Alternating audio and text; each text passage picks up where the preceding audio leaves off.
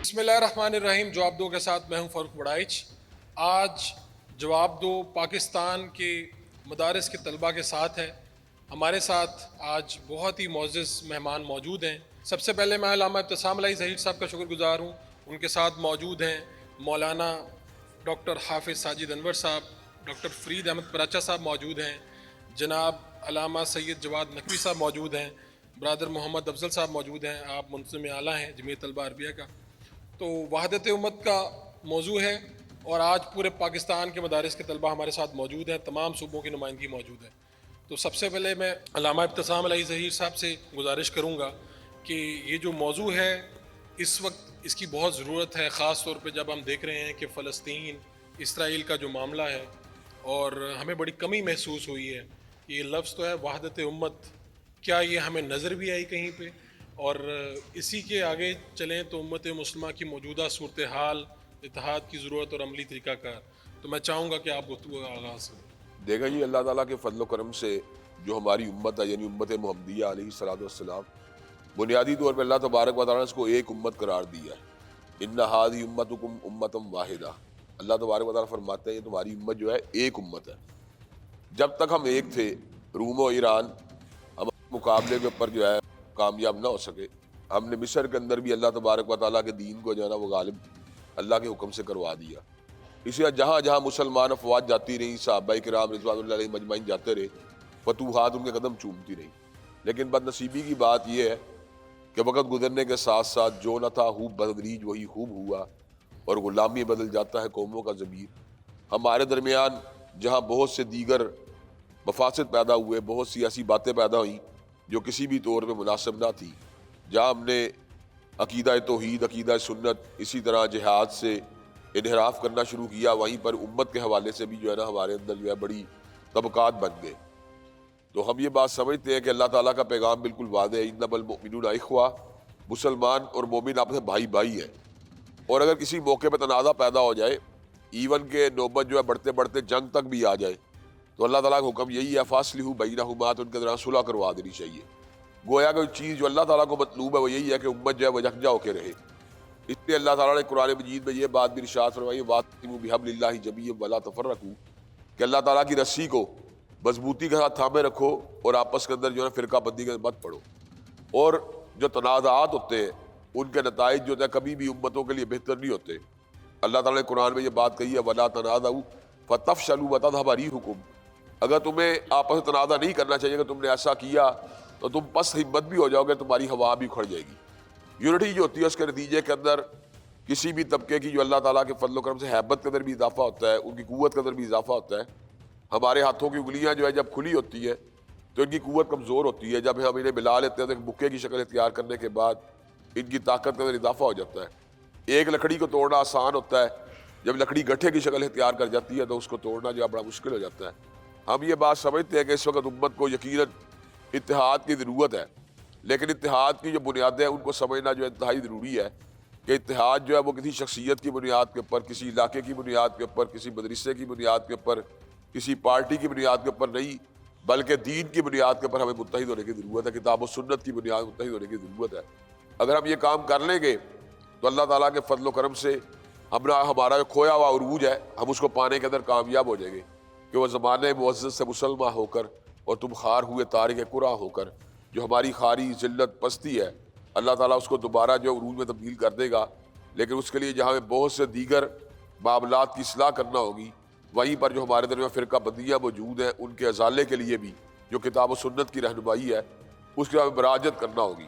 لیکن کئی مرتبہ ایسا ہوتا ہے کہ ہم اصول و ضوابط کے بغیر ان کو جو ہے حزبیت کی بنیاد پہ, اپنی پارٹی کی بنیاد پہ, اپنی شخصیت کی بنیاد پہ, اپنی ذات کی بنیاد کے اوپر جو ہے اقوام کو یا امت کو مجتمع کرنے کی کوشش کرتے ہیں. امت جب بھی متحد ہوگی اللہ تعالیٰ کی ذات پہ مجتمع ہوگی, نبی کریم صلی اللہ علیہ وسلم کی ذات پہ مجتمع ہوگی, قرآن مجید کے اوپر مجتمع ہوگی, سنت نبوی شریف پہ مجتمع ہوگی, صحابہ کرام اہل البیت کے اوپر مجتمع ہوگی, عقیدہ ختم نبوت پہ مجتمع ہوگی. اگر ان مشترکات کو جو ہے امت کے اندر صحیح طور پہ اہمیت دی جائے تو اللہ تعالیٰ کے فضل و کرم سے ہم سیدھے راستے میں گامزن ہو سکتے ہیں. جی بہت شکریہ علامہ ابتسام علی ظہیر صاحب. آپ نے تو کہا کہ جو فرقہ وارانہ ہمارے اندر چل رہی ہیں معاملات, اس کو دور ہونا ہے, اور دور بھی کس طرح سے کیا جا سکتا ہے. اس وقت مجھے لگتا ہے کہ بہت زیادہ سخت ضرورت ہے ہمیں پوری دنیا میں جو حالات چل رہے ہیں اس وقت ہمارے.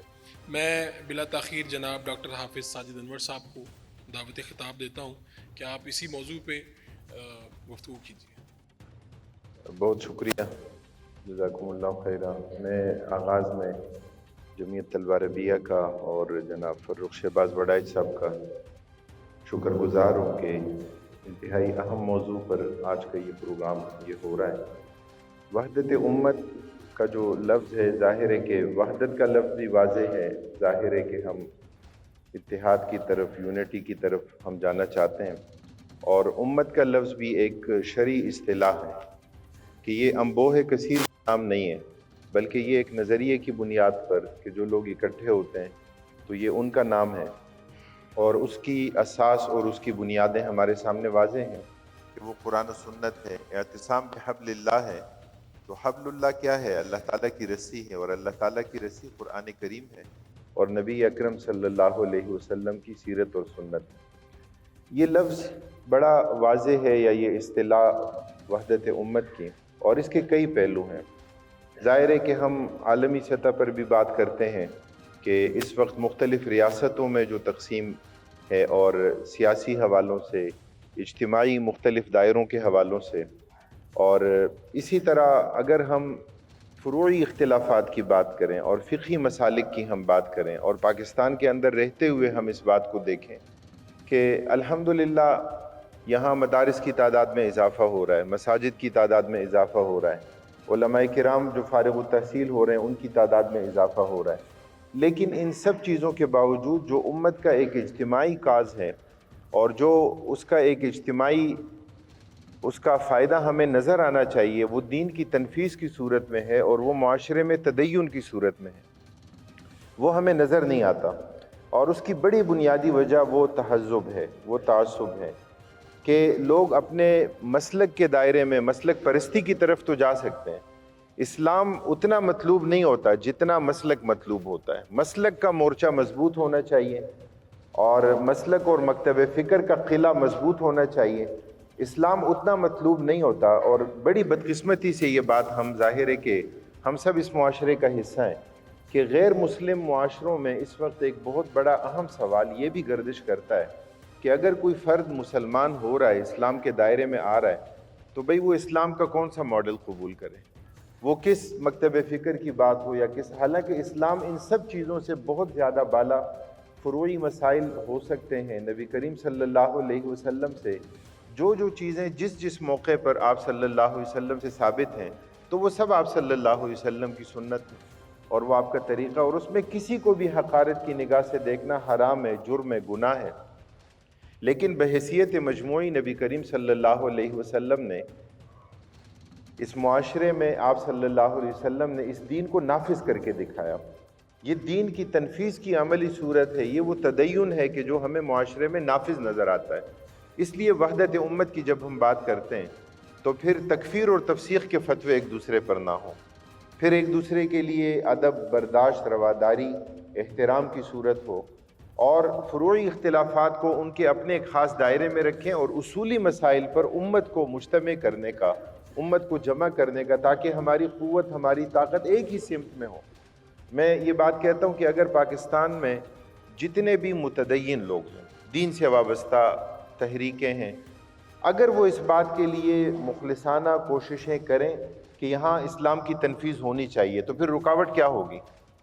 کتنی بڑی تعداد ہے، کتنے سرویز ہیں کہ جو ہمارے سامنے کہ یہاں پر لوگ خلافت کے نظام کو پسند کرتے ہیں، کہ یہاں پر لوگ اسلام کے اجتماعی نظام کو پسند کرتے ہیں، یہاں پر لوگ لبرل اور سیکولر نظام کو نہیں. لیکن اس میں ہمیں رکاوٹ نظر آتی ہے کہ چونکہ الگ الگ چھوٹے چھوٹے دائروں میں تقسیم ہے، اور اس کی وجہ سے وہ جو ایک بڑا اہم کاز ہے اس کی طرف توجہ جو ہے وہ نہیں ہوتی. اور یہ بہرحال ایک المیہ ہے کہ دشمن ہمیں تقسیم کرتا ہے چھوٹے چھوٹے دائروں کی صورت میں. اور میں آخر میں یہ بات کہتا ہوں کہ نبی کریم صلی اللہ علیہ وسلم کی ہر سنت واجب الاتباع ہے، اس کی تقلید کرنی چاہیے. لیکن اس میں اپنے لیے پک اینڈ چوز کا معاملہ، آپ صلی اللہ علیہ وسلم کی سنت تو ظاہر ہے کہ مسواک کرنا بھی آپ کی سنت ہے، آنکھوں میں سرما لگانا بھی آپ کی سنت ہے، اپنے بالوں میں تیل لگانا بھی آپ کی سنت ہے، مانگ نکالنا بھی آپ کی سنت ہے، لیکن آپ کی سنت خلافت بھی تو ہے، اجتماعی نظام کا نفاذ بھی تو آپ کی سنت ہے، امت کو اکٹھا کرنا بھی نبی کریم صلی اللہ علیہ وسلم نے اپنے فرائض منصبی میں یہ اہم ترین فریضہ آپ نے سر انجام دیا ہے۔ تو اس لیے ہمیں اس کی طرف آگے بڑھنا چاہیے اور وحدت امت کے اس کانسیپٹ کو ہمیں ضرور آگے بڑھانا چاہیے۔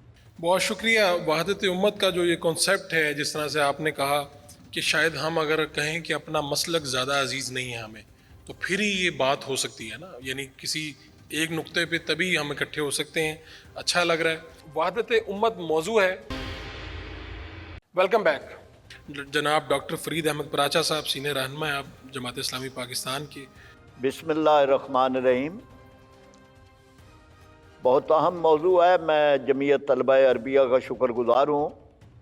فرق صاحب، امت کا لفظ ہی بہت اہم ہے۔ قرآن پاک میں کسی جگہ میں مسلمانوں کو قوم نہیں کہا گیا، جہاں بھی کہا گیا ہے امت کہا گیا ہے۔ قوم کے لفظ میں قومیں عصبیتوں سے بنتی ہیں، امت عقیدے سے بنتی ہے۔ قوم زبانوں، علاقوں، نسلوں سے بنتی ہے، امت ایمان سے بنتی ہے۔ ہمیں امت کے لفظ میں تین اہم چیزیں شامل ہیں۔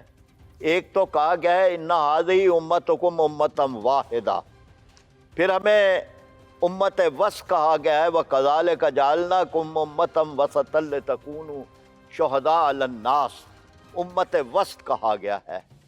پھر ہمیں خیر امت کہا گیا ہے کنتم خیر امت اخرجت للناس، ایک مقصدی امت ہے اور اس مقصدی امت کے ذمے ایک ڈیوٹی لگائی گئی ہے، ساری دنیا میں نکالا گیا ہے۔ تامرون بالمعروف وتنہون عن المنکر، دنیا کے اندر اللہ کا کلمہ بلند ہو جائے، اللہ کا حکم چلنے لگے اور دنیا سے برائیاں ختم ہو جائیں، یہ ایک ٹاسک ہے اس امت کے ذمے۔ دن میں 5 مرتبہ امت بنایا جاتا ہے، ہر نماز میں امت بنایا جاتا ہے، رمضان میں امت بنایا جاتا ہے، حج میں امت بنایا جاتا ہے، عمرہ میں امت بنایا جاتا ہے، یہ امت بنتی ہے۔ اور پھر اس کے بعد یہ جو غزہ کا معاملہ اب ہے، اس میں وہ جو آپ کا ٹاپک ہے اس میں پورا حل بھی آ گیا ہے، موجودہ صورتحال بھی آ گئی ہے۔ یہ صورتحال ہے امت کی کہ ایک طرف تو امت یہ ہے کہ اس کی تعداد کم نہیں ہے، 1.60 ارب تعداد ہے، 57 سے زیادہ آزاد ریاستیں ہیں، دنیا کے وسائل کا 70% سے زیادہ اس کے پاس موجود ہے، ایٹمی طاقت ہے پاکستان، اور تعداد کے لحاظ سے ایک بہت بڑی افواج ہیں ان کے پاس، پاکستان سمیت ترکی، ایران، بے پناہ افواج ہیں، لیکن ایک دن کے لیے بھی جنگ بندی نہیں کروا سکے۔ عیدیں بھی آتی رہی ہیں، رمضان بھی آتے رہے ہیں، سحری بھی اور افطار بھی، پوری امت مسلمہ ایک دن کے لیے بھی وہاں بمباری نہیں رکوا سکی۔ اور اس کے علاوہ 471 دن اگر مقابلہ کیا ہے تو وہاں حماس نے، حزب اللہ نے وہاں پر جتنی جرأت کا مظاہرہ کیا، یہ حل کی بھی بات ساتھ آ رہی ہے کہ حل پھر جذبہ جہاد ہے، حل شوق شہادت ہے۔ انہوں نے جس بات کو بتا دیا ہے امت کے سامنے وہ اتحاد ہے، وہ جذبہ جہاد ہے، یہ نہیں ہے میرے سپاہ ناسزا لشکریاں سے شکست سب، آب و تیر نیم کش جس کا نہ ہو کوئی ہدف، اور مسلمان ہی راکھ کا ایک ڈھیر ہے۔ اگر یہی صورتحال ہے تو پھر ہمیں یہ بات سمجھنی چاہیے کہ غزہ والوں نے ہمیں بتا دیا، اور جو آپ کے موضوع کے اندر بات ہے کہ وہاں وہ اگر آپ نوجوانوں کو اس طرح تیار کریں گے کہ جیسے شیخ احمد الیاسین نے تیار کیا تھا کہ حفظ قرآن ان کو قرآن کے حافظ بنائے، کہ وہاں بچہ جو ہے وہ اپنے مکان کے کھنڈر کے اوپر بیٹھ کر، ایک ہی بچہ ہے اور 11-12 سال کا، وہ اس کھنڈر پہ بیٹھ کے تلاوت کر رہا ہے وَلَنَبْلَوَنَّكُمْ بِشَيْءٍ مِّنَ الْخَوْفِ وَالْجُوعِ و نقص من الاموال والانفس والثمرات، یہ آپ نسل پیدا کریں گے تو پھر یہ امت بچے گی۔ اور اسی طرح سے وہ بچہ کہ جو آپریشن کے ٹیبل پہ لیٹا ہوا، ڈاکٹر اسے بتا رہا ہے کہ تمہارا آپریشن نہیں ہو سکتا، انیستھیزیا نہیں ہے، اور وہ ڈاکٹر کو سمجھا رہا ہے کہ آپ میرا آپریشن کر دیں، میں تلاوت قرآن مجید کرتا رہوں گا اور مجھے درد محسوس نہیں ہوگا۔ دیکھیے حل بھی موجود ہے، امت کو تیار کریں، قوم سازی کریں، نسل سازی کریں، ورنہ یہ جو اس وقت جنہوں نے نہ آپ کا بیلٹ کا فیصلہ مانا، نہ بلٹ کا فیصلہ مانا، نہ صندوق کا فیصلہ مانا، نہ بندوق کا فیصلہ مانا، یہ ایک تہذیبی یلغار ہے جو آپ پر مغرب کر رہا ہے۔ اس کے مقابلے میں امت کو امت بننا ہوگا، اس کے مقابلے میں آپ کو نسلوں کو تیار کرنا ہوگا۔ جمعیت طلبہ عربیہ جو کام کر رہی ہے، اس کام کو زیادہ منظم کرنا ہوگا، اور اسی طرح دیگر جو تعلیمی اداروں کے اندر کام ہو رہا ہے۔ تو اس لیے آج کا یہ ٹاپک بھی اہم ہے۔ اس میں جس چیز کو طرف توجہ دلائی گئی ہے، میں یہ سمجھتا ہوں ماشاءاللہ بہت ساری چیزوں کو میں مختصر کرتے ہوئے، آپ کا بھی شکریہ فرق صاحب کہ آپ نے اس کو منظم کیا ہے، اور جمعیت طلبہ عربیہ کا بھی، اور میں سمجھتا ہوں کہ آج کے اس موضوع کو ایک لحاظ سے نتیجہ خیز ہونا چاہیے کہ امت کو امت بننا ہے اور امت کو اپنی اس منزل کی طرف چلنا ہے۔ شکریہ۔ بہت شکریہ ڈاکٹر فرید احمد پراچا صاحب، بڑی آپ نے اہم توجہ دلائی کہ اتنی طاقت ہونے کے باوجود، اتنی قوت ہونے کے باوجود، اتنی آبادی ہونے کے باوجود کیا وجہ ہے کہ پوری دنیا نے ٹرمپ سے امیدیں لگائیں کہ وہ جب آئیں گے تو جنگ بندی کی طرف جائیں گے ہم، اور پھر ایسا ہی ہوا۔ میں جناب علامہ سید جواد نقوی صاحب کو دعوت دوں گا کہ وحدت امت پہ آپ کے خیالات کیا ہیں، کس طرح سے ہم اکٹھے ہو سکتے ہیں، کیا کوئی آپ کو عملی جو اقدامات کیا ہو سکتے ہیں ہمارے، اس کی طرف ذرا ہمیں توجہ دلائیے۔ السلام علیکم ورحمۃ اللہ وبرکاتہ۔ بسم اللہ الرحمن الرحیم۔ جمعیت طلبہ عربیہ کا یہ اقدام قابل تحسین ہے کہ انہوں نے اس موضوع کو اپنے سالانہ کنونشن کے اندر وحدت امت کو ترجیح دے کر، اہمیت دے کر، اور اس پروگرام کے لیے منتخب کیا ہے۔ میں چند سالوں سے جمعیت طلبہ عربیہ ان کی فعالیت سے دور دور سے آشنا رہا ہوں۔ ان کا ایک بہت ہی احسن قدم جو ہماری نظروں سے گزرا ہے وہ مدارس کے بارے میں، اصلاح مدارس اور مدارس کے سے متعلقہ وہ امور جو گورنمنٹ سے انہوں نے مطالبے کیے ہیں۔ مدارس کے بارے میں ہمارے ملک میں کافی بحران رہا ہے، لیکن اس کے باوجود بھی اگر میں کہوں کہ سنجیدہ مدارس کے بارے میں اقدام جو میری نظروں سے گزرا ہے وہ جمعیت طلبہ عربیہ کی طرف سے ہوا ہے۔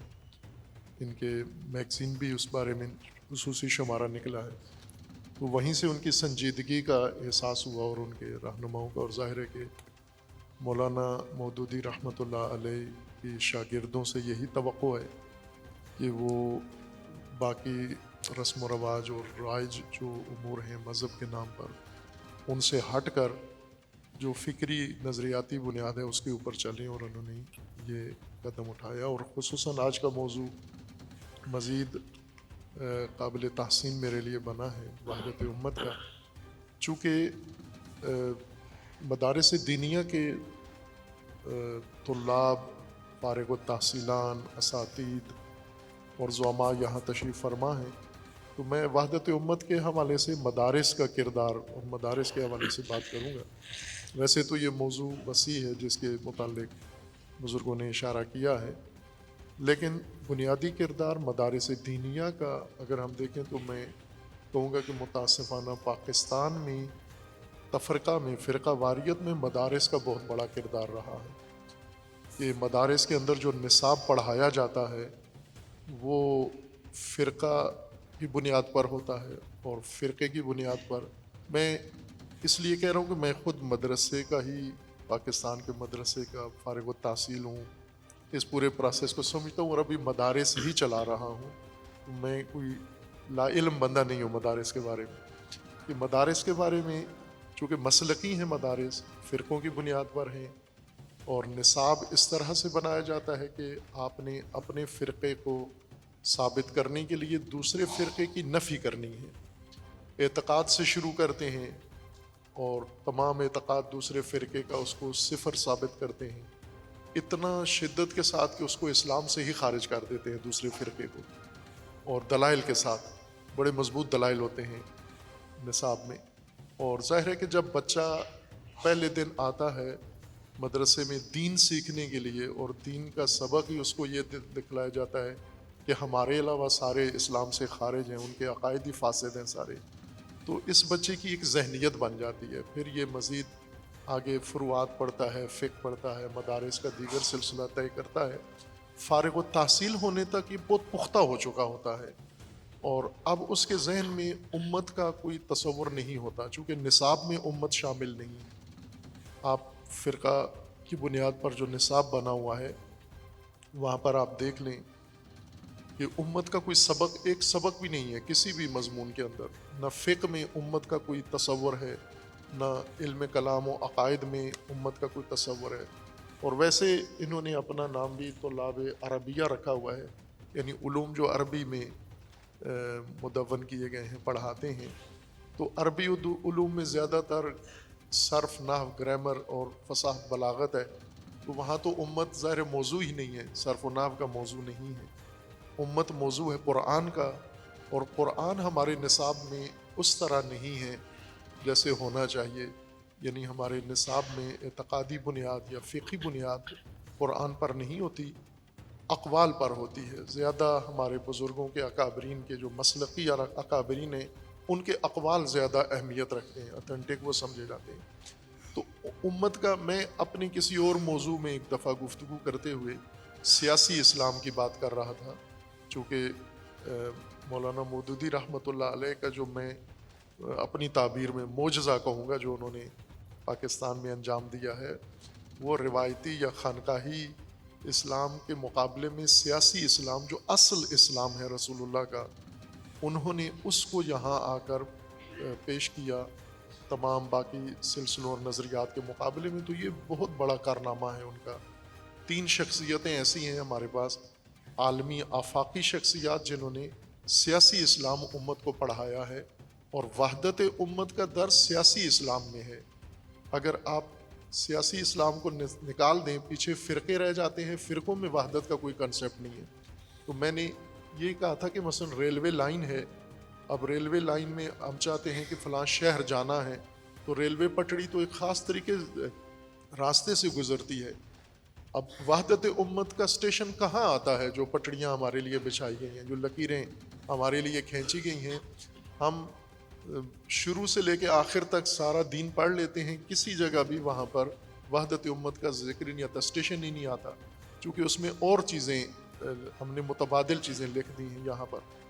اس لیے یہ بہت احسن اقدام ہے ان جوانوں کا، اور یہ وقت کے علماء ہیں انشاءاللہ، اور آئندہ کے بڑے اکابرین ہوں گے، انہی میں سے نکلیں گے، جماعت کے سربراہ بھی انہی میں سے نکلیں گے، اور باقی ملک کے جو اعلیٰ مناصب پر پہنچیں گے یہی لوگ ہوں گے۔ جب ان کی سوچ میں آج میں نے دیکھا ہے کہ دینی طلاب نے جب وحدت امت کا احساس کر لیا ہے، تو اب امید بڑھ گئی ہے میری، کہ چونکہ پہلے ہم جیسے سٹیج پہ بیٹھے ہوئے اکابرین ہیں، یہ اکثر وحدت پہ بات کرتے رہتے ہیں، لیکن صرف سٹیج پر کرتے ہیں کیمرے کے سامنے، باقی اپنے ادارے میں، اپنے مسلک میں، اپنی تنظیم میں نہیں کر سکتے بات، چونکہ وہاں فضا نہیں پائی جاتی۔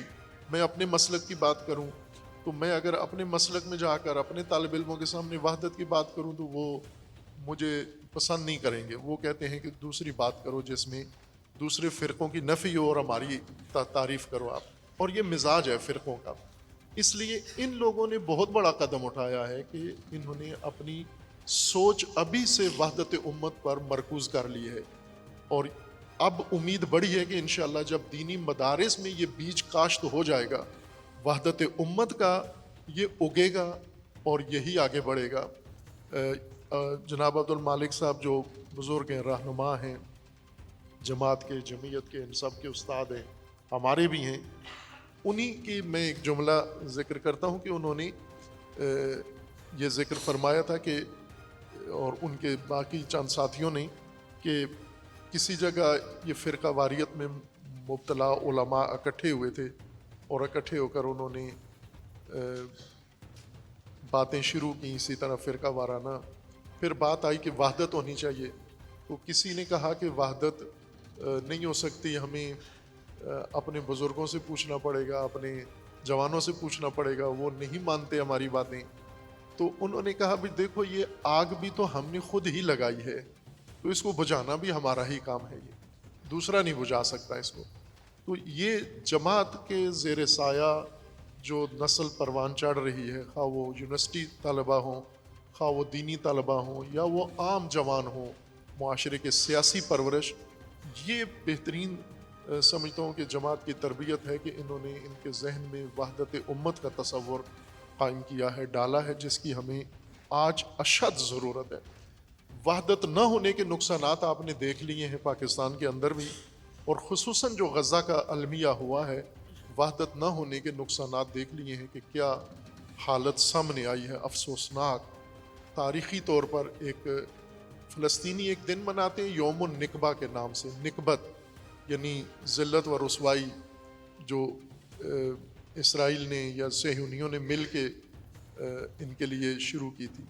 वो यौमुन निकबा अगर हम देखें तो गज़ा के बाद तमाम आलम इस्लाम को यौमुन निकबा मनाना चाहिए कि वो रुसवाई इनके शामिल हाल होगी। जंग बंद हो गई है, आपके बकौल ट्रंप ने आके बंद करवा दी है, लेकिन इसमें मुसलमानों की क्या इज़्ज़त रह गई है, क्या आबरू है, क्या मुंह दिखाने के काबिल हैं ये। उस सारी चीज़ की तलाफ़ी और क़ज़ा इसमें है जो फरीज़ा आज आपने उठाया है और इन बुज़ुर्गों के सामने रखा है। मैं भी एक तालिब इल्म हूँ आपकी तरह, तो तालिब इल्माना एहसास मेरा आज आपके इस जमीयत के मौजू को देख कर ये है कि इंशाअल्लाह अब चूँकि वहदत का बीज मदारिस तक जा पहुँचा है, उलमा के दिलों में चला गया है, तुल्लाब के पास चला गया है, इंशाअल्लाह ज़रूर हम पाकिस्तान में वहदत का शजरा हरा हुआ होता देखेंगे और उसके आलमी असरात भी ज़रूर इंशाअल्लाह नज़र आएंगे।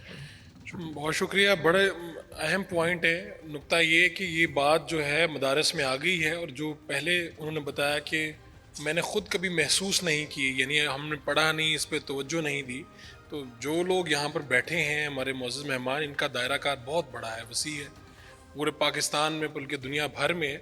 तो अगर अब वहदत उम्मत सिर्फ यहाँ तक नहीं रहेगा, मेरे ख़्याल में अपने अपने इदारों में, अपने अपनी तकारीर में अगर ये बात करना शुरू कर दें, तो मेरे ख़्याल में ये जो नस्ल है जिन्होंने कभी इधर बैठना है आके, तो एहसास तो पैदा हो गया है, चीज़ें आगे बढ़नी चाहिए। मैं ब्रदर मोहम्मद अफजल जो मुंतज़िम आला हैं जमीयत तलबा अरबिया के, उनसे गुजारिश करूँगा कि आप मुख्तसर गुफ्तगू फरमाएँ ताकि हम फिर बच्चों से सवालात ले सकें। जी, बिस्मिल्लाहिर्रहमानिर्रहीम। उम्मत मुसलमा की मौजूदा सूरत हाल पर जब हम तबसरा करते हैं तो इसमें एक दुनिया की आबादी के एतबार से हम एक चौथाई हैं, और रकबा भी बहुत बड़ा हमारे पास है, और 57-58 इस्लामी स्टेट्स हैं, और माशी हवालों से भी एक अच्छी यानी हमारी इस्तेदाद है। लेकिन इस वक्त हम ये देख रहे हैं कि दो बड़ी बुनियादें हैं जिनकी तकसीम, एक फ़िक्री तकसीम है, दूसरी सियासी तकसीम है। और इसके बग़ैर वो फ़रीज़ा जो अल्लाह ने हमारे ज़िम्मे लगाया है, नबी अकरम सल्लल्लाहु अलैहि वसल्लम को जो दीन मुबारक दिया, और ये पूरी दुनिया के लिए बाइस रहमत है, और इसके अंदर तमाम दुनिया की मुश्किलात और मसाइल का हल मौजूद है। लेकिन जब वो उम्मत के जिसने ये फ़रीज़ा अदा करना हो, वही अगर आपस में तकसीम हो जाए तो फिर ये फ़रीज़ा अदा नहीं हो सकेगा। अच्छा, फिर मैं ये भी कहना चाहूँगा कि ये जो तकसीम है ये फ़कत मसलकी और मज़हबी बुनियादों पर नहीं है। आज हमारे माशरे में हम सियासी तकसीम को भी देखते हैं, इलाकाई तकसीम भी है और स्टेट्स की तकसीम भी है, इसके अलावा भी और बहुत सारी, यानी तकसीम दर तकसीम है। इसलिए उम्मत मुस्लिमा के जो ज़ोमा हैं, बड़े हैं, उन्हें उम्मत मुस्लिमा की नौजवानों की रहनुमाई करनी होगी और उनके आगे चलना होगा ताकि हम एक बार फिर अपने उस मनसब क़यादत को हासिल कर सकें। اس میں جب ہم دین کی طرف جاتے ہیں تو ہمیں سب سے پہلی تعلیم قرآن مجید سے یہ مل رہی ہے کہ وَاعْتَصِمُوا بِحَبْلِ اللَّهِ جَمِيعًا وَلَا تَفَرَّقُوا، اللہ کی رسی کو مضبوطی سے تھامنا ہے۔ یعنی اس سے ہمیں یہ درس ملتا ہے کہ قرآن مجید سے مسلم نوجوانوں کو قریب کرنے کی ضرورت ہے، قرآن مجید کی تعلیم کو، اس کے دروس کو، اس کے فہم کو عام کرنے کی ضرورت ہے۔ ایک تو یہ ہے۔ دوسرا، جب اختلافات ہو جائیں، نبی اکرم صلی اللہ علیہ وسلم کی تعلیمات کے مطابق ان کی تعلیم یہ ہے کہ فعلیکم بسنتی و سنت الخلفاء الراشدین المہدیین، کہ ہم پھر جو رجوع کریں گے وہ قرآن کی طرف کریں گے، رسول اکرم صلی اللہ علیہ وسلم کی طرف کریں گے، اور اسلاف کی طرف کریں گے، سیرت صحابہ کی طرف کریں گے۔ تو ایک بات تو یہ۔ دوسرا، ایک اور بڑا نقصان جو ان تمام تر تقسیمات کا سبب ہے، وہ دین کا وہ ناقص تصور ہے کہ جس کی بنیاد پر ہم آپس میں تقسیم ہو جاتے ہیں۔ اللہ تعالیٰ نے تمام تر شعبۂ حیات کے لیے ہمیں تعلیمات دی ہیں، اور یہ امانت ہم نے اس پوری دنیا کے حوالے کرنی ہے۔ اب جب ہم اسلام کو مسجد کی بنیاد پر تقسیم کر دیں گے، علاقے کی بنیاد پر تقسیم کر دیں گے، سیاسی بنیادوں پر تقسیم کر دیں گے، اور اس کو اس جائز حد جو تقسیم کی ہے، یعنی مسلک ہونا کوئی بری بات نہیں ہے۔ جمعیت طلبہ عربیہ پاکستان 1975 سے اس کے لیے مدارس دینیہ میں کام کر رہی ہے۔ ہمارے ساتھ وابستہ تمام مکاتب فکر کے طلبہ ہیں۔ ہم ان نوجوانوں کی یہی ذہن سازی اور تربیت کر رہے ہیں کہ انشاءاللہ العزیز قرآن کی تعلیم، سیرت صحابہ، سیرت النبی صلی اللہ علیہ وسلم، اس کے ذریعے سے ہم نے ایک بار پھر امت کو اس کے اپنے مشن سے جوڑنا ہے، اور اسلام کا جو واضح، جامع، وسیع تصور ہے، وہ پورے نظام کا جو تصور ہے، تمام شعبۂ حیات کے لیے جو تعلیم ہے، وہ عام کرنی ہے۔ بہت شکریہ۔ بہت شکریہ آپ کا برادر محمد افضل صاحب۔ یہ موضوع بہت اہم ہے، اس کے اوپر پاکستان کے مدارس کے بچے کیا سوچ رہے ہیں، ان کے سوالات بہت اہم ہیں، اور آج انہوں نے سوال کرنے ہیں، ہمارے معزز مہمانوں نے جواب دینے ہیں۔ ایک شارٹ کمرشل بریک لیں گے، بریک سے واپس آئیں گے تو ان کے سوال لیں گے۔ Welcome back. میں ہاؤس اوپن کروں گا، لیکن میں چند ایک سوالات میرے بھی تھے، لیکن میں سے سوال پرچہ اپنا آؤٹ کرنے لگا ہوں تاکہ آپ کو اندازہ ہو جائے کہ کس طرح کے سوالات کیے جا سکتے ہیں۔ یعنی سب سے پہلے تو اب میں جب دیکھتا ہوں کہ سوشل میڈیا پہ ویوز کے لیے حساس موضوعات پہ علماء آپس میں لڑ رہے ہیں، مسلکی ایشوز ہیں اور ان کے اوپر ویوز بہت زیادہ آتے ہیں، چھوٹی چھوٹی باتیں ہیں، وہ باتیں چھیڑ لیں آپ، اور لوگ پھر کمنٹ کرتے ہیں کہ آپ غلط کہہ رہے ہیں، یہ ہمارے شیعہ بھائی ٹھیک نہیں کہہ رہے، سنی بھائی ٹھیک نہیں کہہ رہے۔ تو یہ مسئلہ بہت زیادہ ہے۔ ہمارے جو مدارس ہیں کیا وہ جدید ٹیکنالوجی سے استفادہ کر رہے ہیں، یہ میرے ذہن میں ایک سوال ہے۔ تو یہ سوالات میں صرف کر رہا ہوں، جب آپ لوگ مجھے موقع دیں گے، یعنی آپ سوالات اپنے ختم کر لیں گے، پھر میں کوشش کروں گا میں اپنے سوالات بھی ان کے سامنے رکھوں۔ تو فی الحال میں ہاؤس اوپن کر رہا ہوں، آپ میں سے جو سوالات کرنا چاہتے ہیں وہ ہاتھ بلند کریں۔ بسم اللہ الرحمن الرحیم۔ عبد الرحمن عظیم میرا نام ہے، مظفر آباد آزاد کشمیر سے میرا رہائشی تعلق ہے، اور اسی سال میں نے درہ حدیث سے فراغت حاصل کی ہے۔ میرا سوال ڈاکٹر فرید پراچا صاحب سے ہے کہ آپ نے مرکز کا ذکر کیا، اتحاد امت کا۔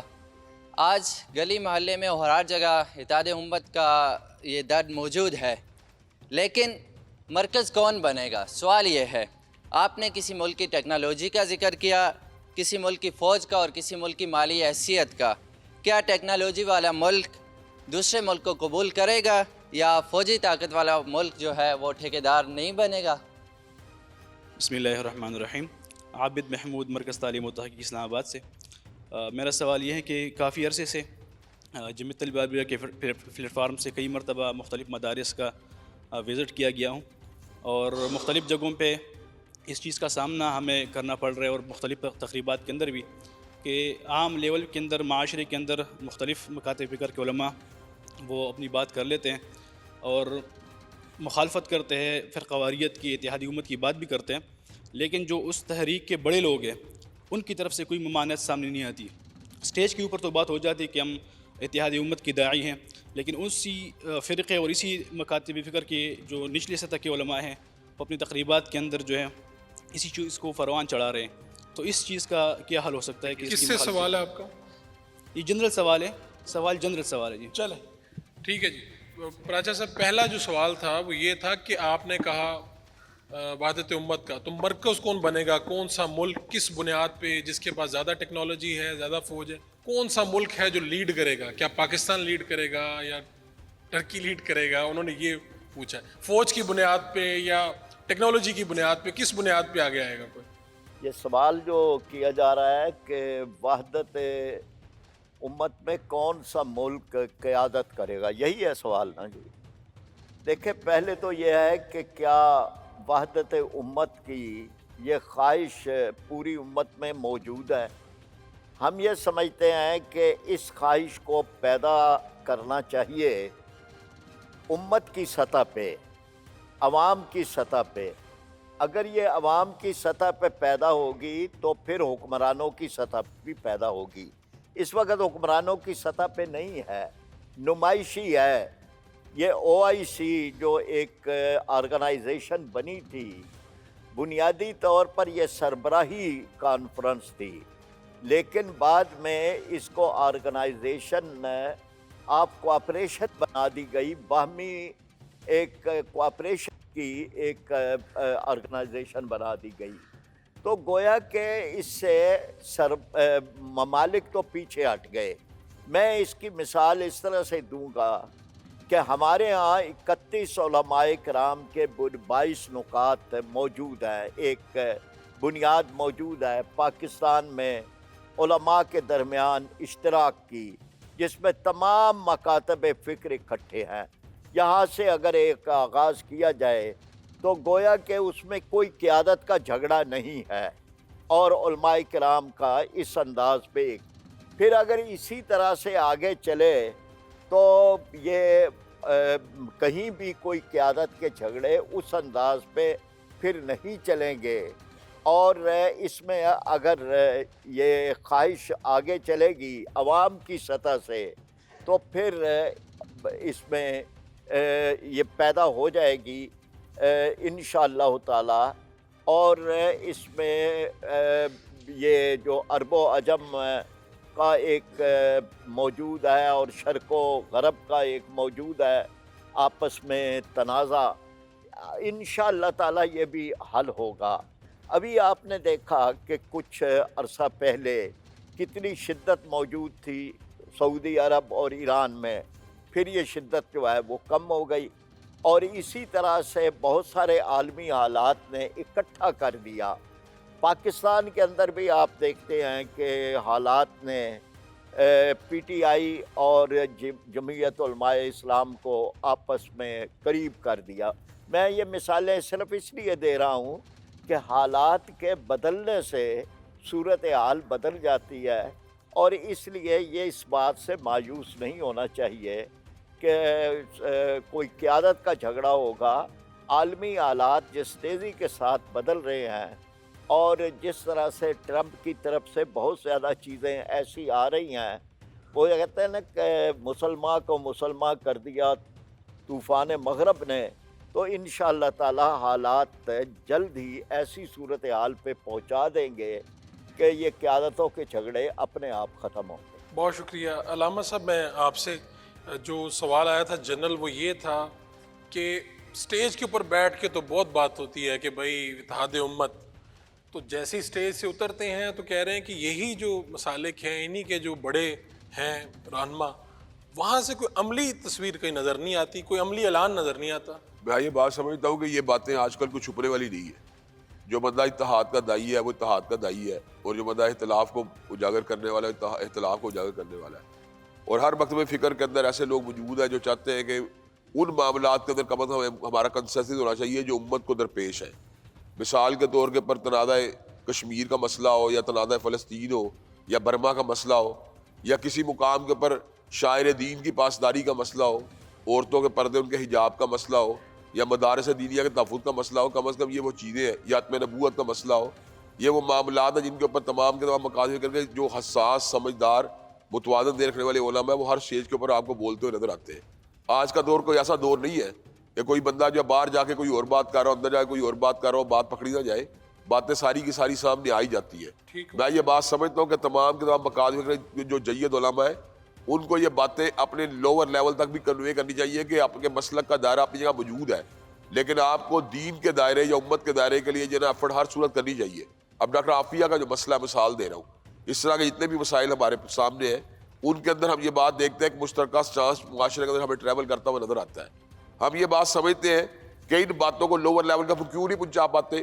اس لیے کہ لوور لیول کے بعد لوگ ایسے موجود ہوتے ہیں جو ان کی اس تنفر کی غذا کو جو ہے پورا کر رہے ہوتے ہیں. اگر اس تنفر کی غذا جو ہے وہ ان کو رسد نہ ملے، سپلائی نہ ملے، تو آٹومیٹیکلی طور کے اوپر جو ہے وہ پیغام جو درد مند رکھنے والے علماء پہنچا رہے ہوتے ہیں وہ خود بہت ٹریول کرنا شروع ہو جائے گا. تو اللہ تعالیٰ کے فضل و کرم سے اس بات سے نا امید نہیں ہونا چاہیے. ہاں اس بات کو ضرور ملحوظات رکھنا چاہیے جو میں نے پہلے ہی بات کہی تھی کہ جو باتیں جو ہے ہماری جو اتحاد کی بنیاد اور شخصیات نہیں بن سکتی، نہ مدارس نہ اکابر نہیں بن سکتے، ان کی بنیاد کتاب و سنت ہی ہوگی. بہت شکریہ آپ کا. میں آگے بھی سوال لینا چاہوں گا، اور بات یہ ہے کہ ٹیکنالوجی کی بات ہے، کیمرے سامنے ہیں، علامہ ابتسام علی ظہیر صاحب نے جو کہا ہے وہ پوری دنیا میں یہ پھیل جائے گا. تو اب ممکن نہیں ہے کہ اب جو سٹیج سے کہا جائے گا وہ آگے چاہ کے ممکن نہ ہو. اگلا سوال لیں گے، لیکن میں کوشش کروں گا کہ اس طرف سے اگر آپ کہاں پہ ہمارے جی. بسم اللہ الرحمن الرحیم. میرا سوال ہے علامہ جواد نقوی صاحب سے. میرا نام محمد ذوالفقار ہے اور میں جامع العلوم ملتان سے یہاں پر موجود ہوں. سوال یہ ہے کہ جس طرح اقوام متحدہ یہود اور ہنود کی سرپرستی کر رہی ہے، کیا اسی طرح کا کوئی پلیٹ فارم تشکیل دیا جانا چاہیے امت مسلمہ کی طرف سے؟ اگر دیا جانا چاہیے تو اس کی کیا صورتحال بن سکتی ہے؟ ٹھیک ہے، ایک سوال ہم موڑ لیں گے. السلام علیکم ورحمۃ اللہ وبرکاتہ. جی میرا نام زبیر شاہ ہے اور میرا تعلق لاہور سے ہے، اور میں درجہ خامسہ کا طالب علم ہوں جماعت کے مدرسہ میں. تو میرا سوال سید جواد حسین نقوی صاحب سے ہے کہ اگر ہم شروع سے دیکھیں تو اس ملک پاکستان میں خاص طور پہ جہاں پر غیر چاہتے ہیں تو سنی اور شیعہ کے لیبل استعمال کر کے مسلمانوں کو توڑ دیتے ہیں، ان کی طاقت کو، ان کو آپس میں لڑا دیتے ہیں. تو آیا کہ عام جو لوگ ہیں عوام الناس نہ، اگر سنی ہے تو ان کو سنی پورے عقائد کا پتہ نہیں، اگر شیعہ تو ان کو پورے شیعہ عقائد کا نہیں پتہ، صرف سنی کے نام سے شیعہ کے نام سے مطلب لڑنے مرنے پہ دوڑتا ہے. آیا ہم سنی اور جو اہل تشیع ہے وہ شیعہ کے لیبل کو ہٹا کر یا مسلمان یا مومنین صرف مطلب مسلمان بطور مسلمان اگر یہ لیبل ہٹا سکتے یا نہیں؟ دوسرا یہ کہ اگر ہم لیبل رکھ کے کیا وحدت امت مسلمہ کے یہ کام کو ہم مکمل کر سکتے ہیں یا نہیں؟ یہ سوال ہے میرا. جی بسم اللہ الرحمن الرحیم. میرا نام صدیق احمد ہے، رہائشی تعلق KPK سے ہے اور اس سال فارغ التحصیل ہوا ہوں. میرا سوال جو ہے وہ علامہ ابتسام صاحب اور علامہ سجاد نقوی صاحب سے ہے، اور وہ یہ ہے کہ یہاں پر جو جن مکاتب فکر کے علماء نہیں ہیں، یعنی جو آپ بھی ایک مکتب فکر کو وہ لیڈ کر رہے ہیں، نقوی صاحب بھی، لیکن جن مکاتب فکر کے یہاں وہ لیڈر نہیں ہے ان کو آپ کیا کہنا چاہتے ہیں؟ بسم اللہ الرحمن الرحیم. خلیل اللہ نام ہے جی، کیفی لوور دیر سے تعلق ہے. میرا سوال علامہ نقوی سے اور علامہ ظہیر صاحب سے اور ڈاکٹر صاحب سے. سب سے سوال ہے آپ کا؟ ہاں سب سے متفقہ طور پر. اچھا جی، سوال یہ ہے کہ اتحادی امت کی جو بنیادی نقطہ ہے وہ خلافت اسلامیہ کی وجود ہے. جب تک خلافت موجود ہوتی رہی امت ایک رہی، لیکن جب خلافت ٹوٹی تو پھر امت کا جو شرازہ تھا وہ بکھرا. اسی کے علاوہ یعنی میرا سوال یہ ہے ایک تجویز کی صورت میں کہ امت کی اتحاد کی جو بنیادی نقطہ ہے وہ حکومت کی سربراہی ہے.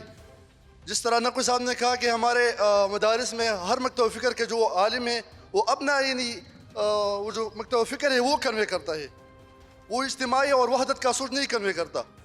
میرا سوال یہ ہے کہ اس کنوینگ کے لیے بنیادی جو پوائنٹس ہے وہ حکومتی سرپرستی ہے، اور جو ہماری حکمران طبقہ ہے وہ تو اسی حوالے سے بالکل یا اندھے ہے یا انہوں نے تجاہل یا عارفانہ اختیار کر کے خود کو اندھا بنا رکھا ہے.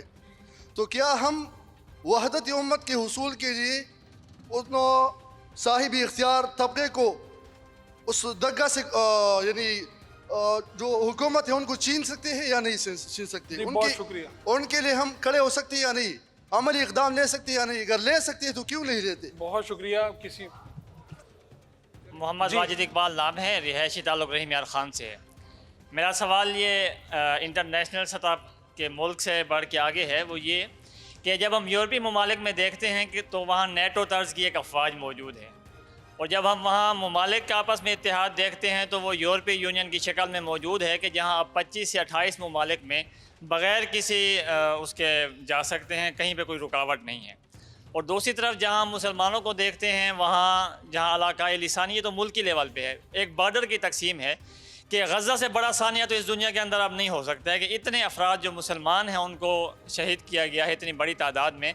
تو مسلمانوں کی اجتماعی نفع و نقصان کی صورت کیا ہو سکتی ہے کہ جس کے اوپر ہم لوگ متحد ہوں؟ میرا یہ سوال حافظ ساجد انور صاحب سے۔ جی ٹھیک ہو۔ بسم اللہ الرحمن الرحیم، میرا نام گلنواز خان ہے، رہائشی تعلق دیر بالا کے PK سے ہے۔ وہاں کے مدرسہ ہے جامعہ دارالعلوم تعلیم القرآن، وہاں پر درجہ موقوف علیہ کا طالب علم ہوں۔ میرا سوال علامہ ابتسام الہی ظہیر صاحب سے ہے، اور سوال یہ ہے کہ آج امت مسلمہ کو بہت چیلنجز کا سامنا ہے، جیسے فرقواریت، انتشار اور افتراق۔ تو ایسی سچویشن میں اتحاد امت کا خواب کیسے ممکن ہے؟ کیا اتحاد امت کا مطلب یہ ہے کہ اپنی تمام مسلکی نظریات سے بردار ہونے کا نام اتحاد ہے، اور یا کیا کوئی ایسی عملی لائحہ عمل موجود ہے کہ جس میں تمام مکتب فکر اپنی شناخت کو بھی برقرار رکھتی ہوئی ایک امت بن سکے؟ جزاک اللہ، اس کا جواب دیجیے، شکریہ۔ بہت شکریہ۔ وحدت امت موضوع ہے۔ Welcome back.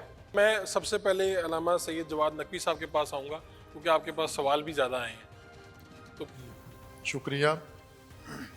ایک سوال جو بھائی نے کیا تھا جو مجھے سمجھ میں آیا، اگر اس میں کمی ہے تو آپ بیان کر دینا، کہ مسلمانوں کی اپنی اقوام متحدہ کی طرز پر کوئی اپنا پلیٹ فارم ہو۔ جی یہی سوال تھا اس بھائی کا۔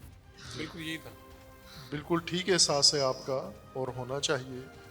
جیسے ہم علامہ اقبال رحمۃ اللہ علیہ کے بھی اگر پیغام اور تعلیمات کو دیکھیں تو ان کی تشخیص یہی تھی کہ ہم مغرب میں اپنے مسائل کا حل رکھیں گے تو کبھی بھی مشکلات حل نہیں ہوں گی، ہمیں اپنی مرکزیت قائم کرنا ہوگی۔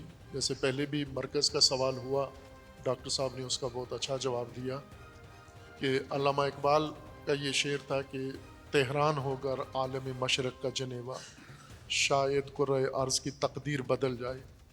تہران بعنوان ایک مثال، مشرق کی مثال، کہ ہمارا اپنا جنیوا ہونا چاہیے، ہمارا اپنا مرکز ہونا چاہیے۔ مسلمانوں کو اپنے فیصلے یورپ میں، برطانیہ میں اور واشنگٹن سے نہیں کروانے چاہیے، اور یہ سب سے بڑی غلطی ہماری یہ ہے کہ ہم نے بھی اپنی مرکزیت وہاں پر مقرر کر دی، اور پھر انہوں نے ہمارے لیے مسائل کھڑے کیے ہیں۔ آپ فلسطین میں اقوام متحدہ کا کردار دیکھ لیں، فلسطین کے اسرائیل بننے میں اور آج کے موجودہ بحران میں، پھر اس کے بعد کشمیر میں دیکھ لیں، تو یہ بہترین آپ کی تشخیص ٹھیک ہے۔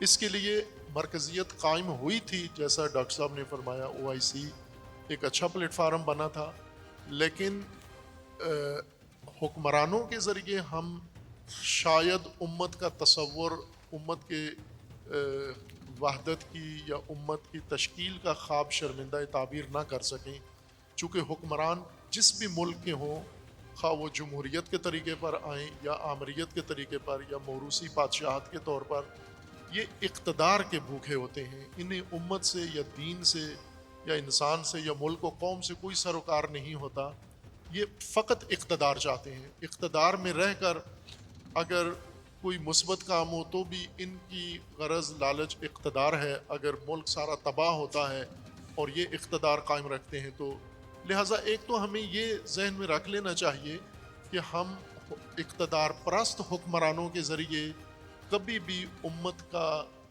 خواب شرمندہ تعبیر نہیں کر سکتے۔ امام خمینی رحمۃ اللہ علیہ اور مولانا مودودی رحمۃ اللہ علیہ، علامہ اقبال رحمۃ اللہ علیہ، یہ تین شخصیات میں نے جو تھوڑا سا تینوں کا مطالعہ کیا ہے تو مجھے یہ بہت ساری مقامات پر ایک نظر آئے ہیں۔ ایک جیسی فکر ہے، زبان ان کی اپنی اپنی ہے، لیکن ایک نتیجہ ہے ان کا، اور وہ یہی ہے کہ ہم وحدت کا محور ہم قرآن کریم کو رکھیں، اور وحدت کا محور علماء کرام ہوں، اور وحدت کا محور ہمارے مسلمان عوام ہوں۔ حکمران اگر اسلامی طریقے سے آئے ہیں تو ان سے تو توقع کی جا سکتی ہے کہ وہ وحدت امت کے لیے کوئی میدان ہموار کریں گے، لیکن اگر وہ اقتدار کی خاطر آئے ہیں، مغربی اور جو امریکی ایوانوں سے ان کی اقتدار کی منظوریاں دی گئی ہیں، तो फिर वो उम्मत को तोड़ेंगे, तफरका डालेंगे, आग लगाएंगे, जैसा कि इस वक्त दुनिया में हो रहा है। लेकिन ये बात दुरुस्त है आपकी कि जब तक मुसलमान अपनी मरकज़ियत कायम नहीं करते अक़वाम मुत्तहिदा के बजाय, हम अगर मुसलमान अक़वाम अपनी उम्मत वाहिदा का प्लेटफार्म बनाएं और इसी तरह फिर उसके ज़ैली शोबे सारे कायम करेंगे, लेकिन उस सब के लिए पहले वहदत के शऊर को बेदार करना होगा। अभी इस वक्त हम ये सोच रहे हैं, जैसा पहले एक भाई ने डॉक्टर साहब से पूछा कि अगर हम वहदत उम्मत कायम करते हैं तो क़यादत कौन सा मुल्क करेगा, तो हम पहले तो शऊर बेदार करें।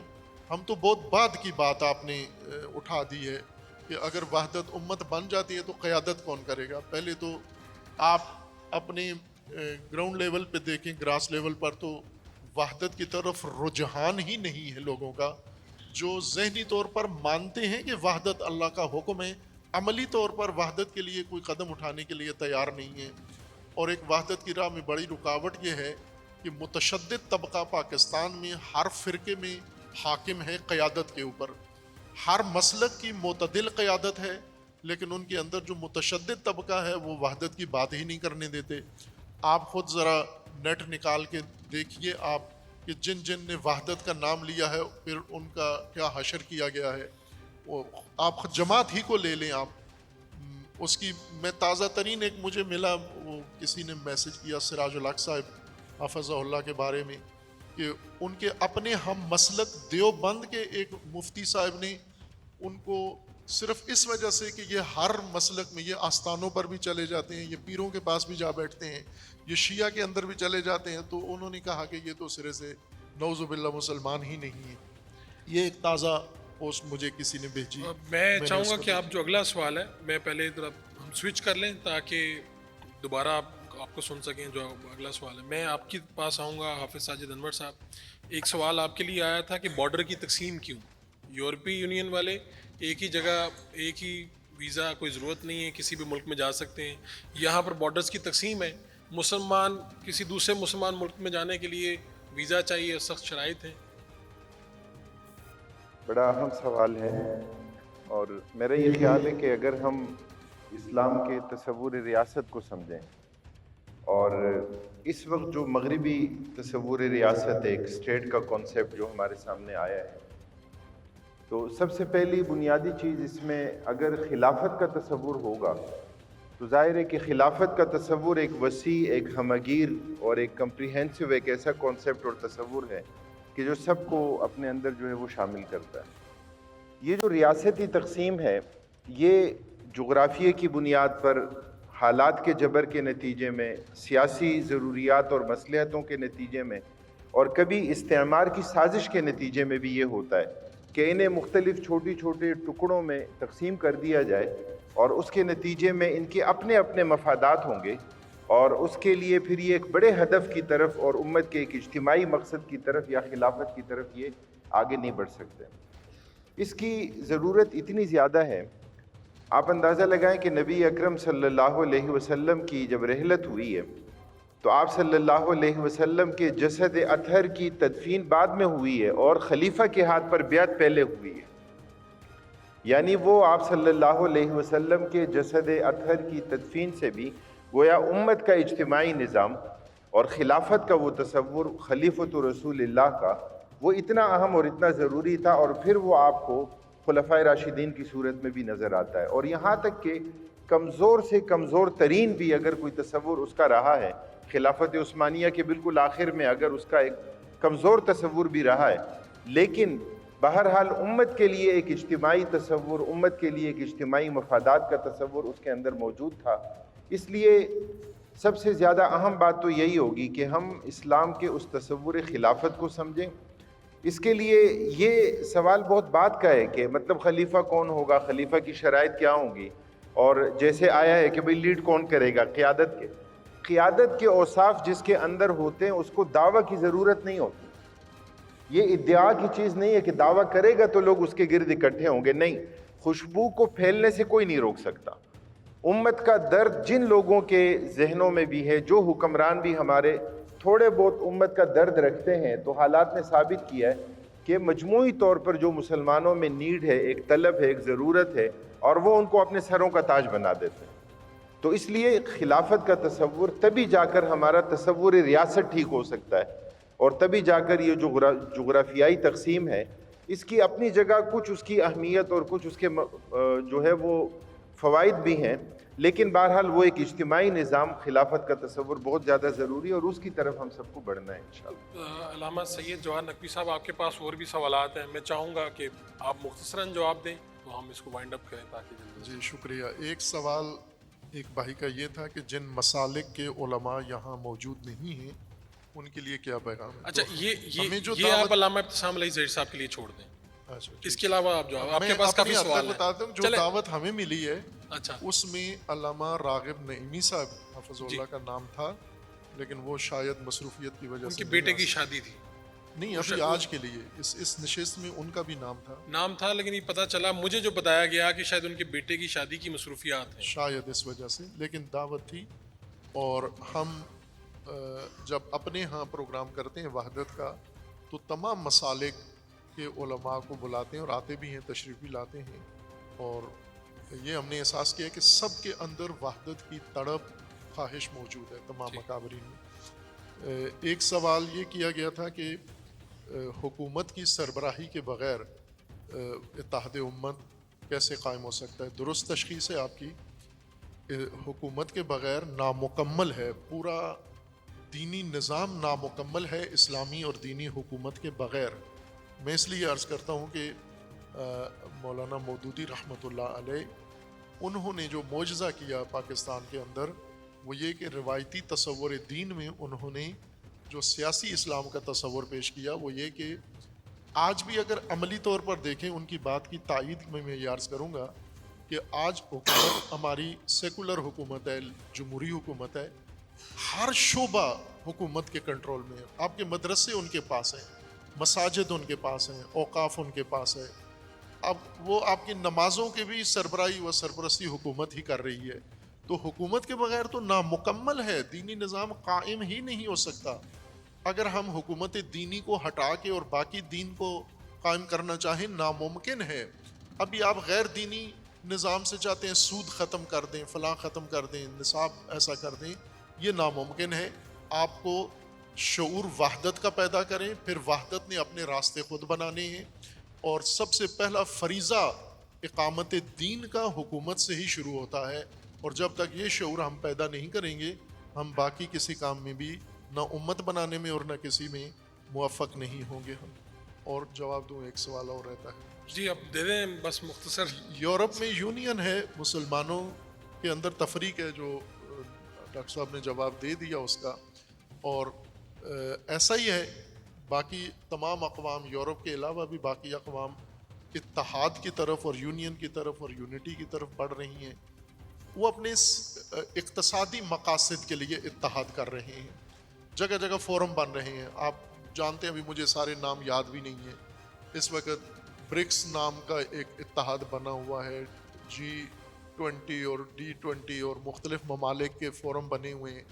یہ تجارتی، کچھ چین کی مرکزیت میں بن رہا ہے، کوئی امریکہ کی مرکزیت میں بن رہا ہے، کوئی روس کی مرکزیت میں بن رہا ہے، کوئی ہندوستان بنا رہا ہے، اور مسلمان اس میں باقاعدہ شمولیت کر رہے ہیں، شرکت کر رہے ہیں. لیکن مسلمان اس طرف بڑھنے کے لیے تیار نہیں ہے کہ اگر کوئی اقتصادی فورم بھی بنانا ہے تو ہم اپنا بنائیں، ہم بجائے اس کے کہ ہم دوسرے ملکوں کی چھتری کے نیچے جا کر جمع ہوں. خود چونکہ اقتصادی طور پر مسلمان زیادہ مضبوط ہیں، ان کے پاس جو وسائل ہیں، منابع ہیں باقی ممالک سے، ان کے منابع سے وہ فائدہ اٹھا رہے ہیں. شعور کی کمی ہے میرے خیال میں. ہمیں زیادہ توجہ شعور پہ دینی چاہیے، اور جو جمعیت نے الحمدللہ آغاز کر دیا ہے، اور امید ہے کہ انشاءاللہ یہ شعور پیدا ہوگا امت میں. آپ کا بہت بہت شکریہ. سوال موجود ہیں لیکن میں اب اس لیے نہیں کر رہا کہ وقت جو ہے وہ کافی گزر چکا ہے. آپ نے کوئی بات کرنی ہے تو میں برادر محمد افضل صاحب جو ہیں ان کو دعوت دیتا ہوں، آپ بات کر لیں مختصراً، اس کے بعد پھر ہم پروگرام کا اختتام کرنا چاہتے ہیں. اچھا جی، آج کے اس پروگرام سے ایک تو جمعیت طلبہ عربیہ پاکستان کے ہم اس مجمع میں مرکزی سالانہ اجتماع جاری ہے، تو ان کے مخاطبین اور تمام وابستگان پوری دنیا میں جو جمعیت طلبہ عربیہ کے ہیں ان کے لیے ایک امید، ایک حوصلہ افزائی ہمیں یہاں سے آج کے اس فورم سے ملی ہے.